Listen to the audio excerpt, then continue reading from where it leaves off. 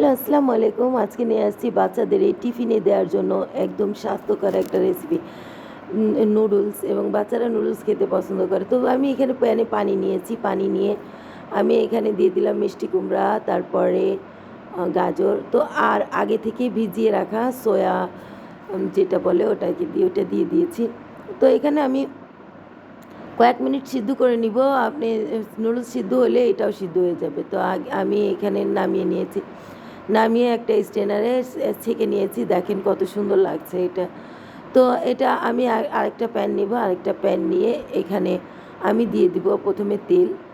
তেল দিয়ে তারপরে দিয়ে দেবো আদা কুচি। আদা কুচি দেওয়ার পরে তারপরে দিয়ে দিব পেঁয়াজ। পেঁয়াজটা দেওয়ার পরে আমি একটু ভেজে নেব পেঁয়াজটা। তো আপনি একটু লাল লাল করে পেঁয়াজটা বয়েল করে বয়েল হচ্ছে পেঁয়াজটা ভাজার চেষ্টা করবেন। তো আমি এখানে পেঁয়াজটা হালকা ভাজা হয়ে গিয়েছে। তারপরে এখানে দিয়ে দেবো কাঁচামরিচ। আমি 2টা কাঁচামরিচ নিয়েছি। ঝাল আপনারা নিজের ইচ্ছা অনুযায়ী দিতে পারেন।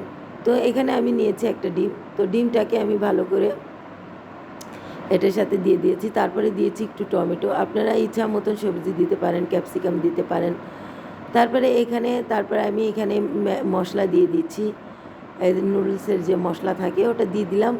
তারপরে এই যে স্ট্রেনারে ছেঁকে রাখা যে নুডলসটা আছে আমি ওটা দিয়ে দিলাম। দেখেন কত সহজে বাচ্চাদের জন্য টিফিনের জন্য স্বাস্থ্যকর আমরা খাবার বানাতে পারি। তো দেখ কেমন লাগে আমার এই রেসিপিগুলো। প্লিজ পাশে থাকবেন, সাবস্ক্রাইব করবেন। তো আমি ঝটপট দেখানোর চেষ্টা করেছি এই টিফিন রেসিপিটা। আপনারা এটা সয়া দিয়ে নুডলসটা দেখানোর চেষ্টা করেছি এবং খুব ঝটপট দেখানোর চেষ্টা করেছি। তো এখানে দিয়ে দিলাম আমি, আপনি সয়া সস ব্যবহার করতে পারেন, তারপরে চিলি সস। আমি টমেটো সসটা ছিল হাতের কাছে, তো টমেটো সসটা ব্যবহার করেছি। টমেটো সস দেওয়ার পরে এটার স্বাদ হয়ে যাবে একদম দ্বিগুণ। তো এখানে আমি এখন হয়ে গিয়েছে। এখন আমি পরিবেশন করব। দেখেন আমি পরিবেশনটা এভাবে করেছি। তারপরে এখানে আমি শসা নিয়েছি, একটু টমেটো নিয়ে এটাকে ডেকোরেশন হিসেবে দিয়েছি। তো এটা এখন আমি পরিবেশন করব। জাস্ট দেখাচ্ছি পরিবেশনে। আপনি টিফিনে দিতে চাইলে টিফিনে ভরে দিতে পারেন। তো কেমন লাগলো আমার এই রেসিপি? খুব ঝটপট এবং সহজভাবে দেখানোর চেষ্টা করেছি।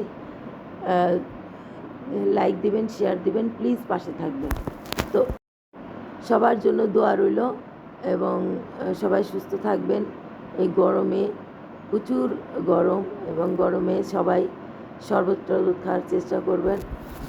গুড়ের শরবত খাবেন, চিনির শরবত খাবেন না। যাদের সুগারের অসুস্থ তারা। আল্লাহ হাফিজ।